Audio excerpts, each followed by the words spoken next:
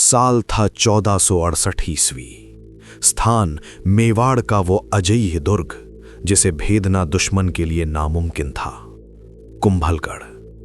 रात का दूसरा प्रहर बीत चुका था। हवाओं में एक अजीब सी खामोशी थी। मामादेव कुंड के किनारे भगवान एक लिंग जी की मूर्ति के सामने एक विशाल काया घुटनों के बल बैठी थी। वो इंसान जिसकी तलवार की चमक से मालवा और गुजरात के सुल्तान अपनी राजधानियां छोड़कर भाग जाते थे। वो इंसान जिसने राजपूताना की धरती पर चट्टानों का सीना चीरकर 32 किले खड़े कर दिए थे।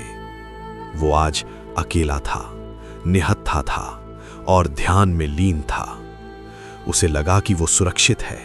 उसे लगा कि कुंभलगढ़ की दीवारें, जो चीन की दीवार के बाद दुनिया की सबसे लंबी दीवारें हैं, उसे बचा लेंगी।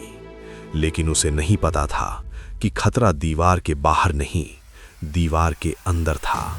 खतरा दुश्मन की शक्ल में नहीं, बल्कि उसके अपने ही खून की शक्ल में उसके ठीक पीछे खड़ा था। एक हाथ हवा में लहराया, एक चमकती हुई तलवार नीचे आई और शिवलिंग पर जल चढ़ाने वाले हाथों से खून बहने लगा। वो कोई साधारण हत्या नहीं थी, वो मेवाड़ के इतिहास का सबसे बड़ा कलंक था, क्योंकि मारने वाला कोई मुगल या खिलजी नहीं था। मारने वाला उसका अपना सगा बेटा था, उदा। सत्ता, ताकत और गद्दी का लालच ये इंसान से क्या कुछ नहीं करवाता। आखिर क्यों जिस पिता ने उसे राजकुमार बनाया, उसी का सीना चीरते हुए उस बेटे के हाथ क्यों नहीं कांपे? आज कर्मा वॉल्ट की इस केस स्टडी में हम खोलेंगे इतिहास के उस पन्ने को जिसे अक्सर आंसुओं और खून के छींटों की वजह से पढ़ना मुश्किल हो जाता है। महाराणा कुंभा की हत्या का वो सच जो आपको अंदर तक झकझोर देगा। नमस्कार दोस्तों, कर्मा वॉल्ट में आपका स्वागत है। मैं हूं आपका सूत्रधार। आज हम बात कर रहे हैं मेवाड़ के उस सूर्य की जिसका अस्त होना शायद इतिहास की सबसे बड़ी त्रासदियों में से एक था, महाराणा कुंभा, कुंभकर्ण सिंह। जब भी हम मेवाड़ की बात करते हैं तो अक्सर महाराणा प्रताप या सांगा का नाम जुबां पर आता है, लेकिन इतिहासकारों और रक्षा विशेषज्ञों का मानना है कि अगर कुंभा नहीं होते तो शायद मेवाड़ का अस्तित्व ही नहीं होता। 1433 से 1468 तक का उनका शासनकाल, इसे मेवाड़ का स्वर्ण युग कहा जाता है। ये वो समय था जब मेवाड़ सिर्फ एक राज्य नहीं बल्कि एक साम्राज्य बन रहा था। कॉन्टेक्स्ट को ठीक से समझिए। कुंभा सिर्फ एक राजा नहीं थे, वो एक पॉलीमैथ थे, यानी एक ही समय पर एक महान योद्धा, एक अविश्वसनीय आर्किटेक्ट, एक संगीतकार और एक लेखक। आप जिस चित्तौड़गढ़ के विजय स्तंभ को देखते हैं वो कुंभा ने बनवाया था। जिस कुंभलगढ़ किले की दीवारें आज भी अंतरिक्ष से दिखाई देने का दावा करती हैं, उसे कुंभा ने डिजाइन करवाया था।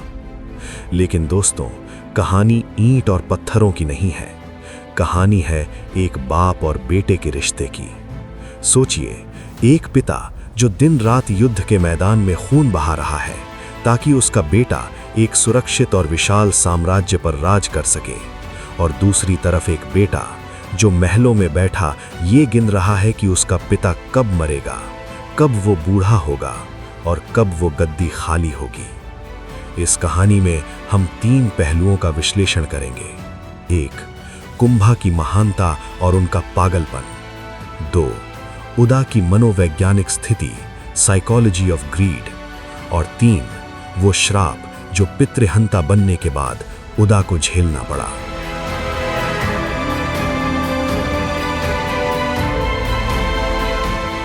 आइए इस केस स्टडी की पहली परत खोलते हैं। कुंभा की हत्या क्यों हुई ये समझने के लिए आपको ये समझना होगा कि कुंभा थे क्या, उनका कद इतना बड़ा क्यों था। कुंभा जब गद्दी पर बैठे तो मेवाड़ चारों तरफ से दुश्मनों से घिरा था। मालवा के सुल्तान महमूद खिलजी और गुजरात के सुल्तान कुतुबुद्दीन दोनों ही मेवाड़ को निगलना चाहते थे। लेकिन कुंभा की रणनीति देखिए। उन्होंने सारंगपुर के युद्ध में न सिर्फ महमूद खिलजी को हराया बल्कि उसे बंदी बनाकर 6 महीने तक चित्तौड़ में रखा और फिर एक सच्चे राजपूत की तरह उसे माफ करके छोड़ दिया। ये थी कुंभा की फितरत, निडर, दयालु और अजय। यहाँ एक लॉजिकल पॉइंट नोट कीजिए। कुंभा ने अपने जीवन काल में मेवाड़ में 84 में से 32 किले बनवाए। ये सिर्फ बिल्डिंग्स नहीं थी, ये मिलिट्री चेक पॉइंट्स थे। कुंभलगढ़ को देखिए, उसकी बनावट ऐसी है कि नीचे खड़े दुश्मन को ऊपर का कुछ नहीं दिखता, लेकिन ऊपर से मीलों दूर तक देखा जा सकता है। कुंभा एक विजनरी थे।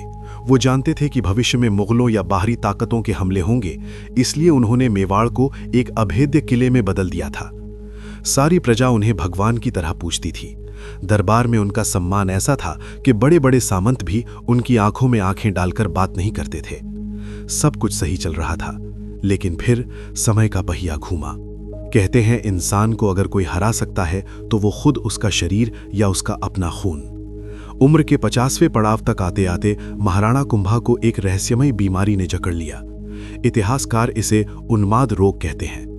आज की मेडिकल साइंस की नज़र से देखें तो शायद ये सिवियर डिमेंशिया, शिज़ोफ्रेनिया या बाइपोलर डिसऑर्डर का कोई रूप रहा होगा। कल्पना कीजिए उस राजा की स्थिति की जो कल तक युद्ध के मैदान में बिजली की तरह दौड़ता था, आज वो अपने ही महल के गलियारों में भटक रहा है। कभी कभी वो बहुत आक्रामक हो जाते, कभी एकदम शांत। उनका शरीर अभी भी वज्र जैसा था, लेकिन दिमाग साथ छोड़ रहा था। और यहीं से दरबार में कानाफूसी शुरू हुई। महाराणा अब राज करने लायक नहीं रहे। मेवाड़ को एक नए राजा की जरूरत है। ये बातें दीवारों से छनकर राजकुमार उदा यानी उदय सिंह प्रथम के कानों तक पहुंचने लगीं। अब बात करते हैं उस विलन की जिसे इतिहास ने माफ नहीं किया, उदा। उदा कुंभा का सबसे बड़ा बेटा। नियम के अनुसार गद्दी उसी की थी, उसे बस इंतजार करना था। लेकिन लालच और महत्वाकांक्षा में एक बहुत बारीक फर्क होता है। उदा महत्वाकांक्षी नहीं था, वो लालची था। उदा की साइकोलॉजी को डिकोड करते हैं। उसे अपने पिता से इनसिक्योरिटी थी। कुंभा पागलपन के दौरों के बावजूद प्रजा के बीच लोकप्रिय थे। उदा को लगता था कि अगर कुंभा और 5-10 साल जिंदा रह गए तो शायद प्रजा या सामंत उसके छोटे भाई रायमल को राजा न बना दे, या शायद कुंभा अपनी सनक में किसी और को उत्तराधिकारी घोषित न कर दें। उदा के पास धैर्य नहीं था। उसे लगा कि पिता तो अब बूढ़े हो गए हैं, दिमाग भी काम नहीं कर रहा, फिर वो गद्दी पर क्यों बैठे हैं। ये वो सोच है जो आज भी हम कई बार कलयुग में देखते हैं, जायदाद के लिए बुजुर्गों को बोझ समझना। उदा उस टॉक्सिक माइंडसेट का सबसे पहला और सबसे भयानक एग्जाम्पल था। उसने दरबारियों को अपनी तरफ मिलाना शुरू किया, लेकिन कुंभा का खौफ इतना था कि कोई भी खुलकर बगावत करने को तैयार नहीं था। इसलिए उदा ने तय किया कि उसे ये काम अकेले और छिपकर करना होगा, एक कायर की तरह।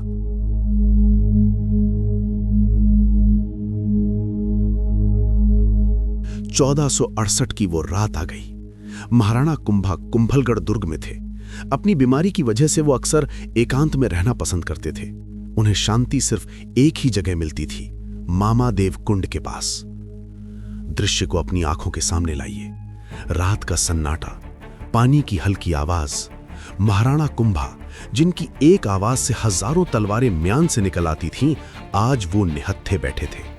उन्होंने अपनी भारी तलवार एक तरफ रख दी थी। वो भगवान शिव की आराधना कर रहे थे। उनकी आंखें बंद थीं।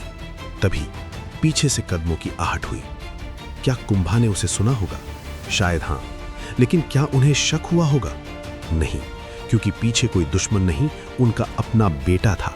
शायद उन्हें लगा होगा कि बेटा भी दर्शन करने आया है। उदा धीरे धीरे करीब आया। उसके हाथ में एक नंगी तलवार थी। उसके पसीने छूट रहे थे, लेकिन आंखों में सत्ता की भूख थी। जैसे ही कुंभा ने जल चढ़ाने के लिए दोनों हाथ ऊपर उठाए, उनका पूरा शरीर असुरक्षित यानी एक्सपोज्ड हो गया। और तभी खचाक! उदा ने पूरी ताकत से तलवार अपने पिता के शरीर में उतार दी। एक बार नहीं, कई बार। एक महान योद्धा जो 50 युद्धों में नहीं हारा, उसे किसी दुश्मन की तलवार नहीं बल्कि अपने ही बेटे के धोखे ने मार गिराया। महाराणा कुंभा वहीं कुंड के किनारे गिर पड़े। खून पानी में मिल गया। कुंभलगढ़ की वो पवित्र जमीन पिता के खून से लाल हो गई। उदा वहां खड़ा होकर अपनी जीत देख रहा था। उसे लगा उसने मेवाड़ जीत लिया, लेकिन असल में उसने मेवाड़ को खो दिया था। कहते हैं आप दुनिया से झूठ बोल सकते हैं, लेकिन समय और कर्म से नहीं। उदा ने राजा बनने के लिए पिता को मारा।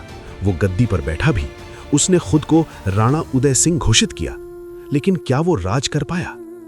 यही है कर्मा।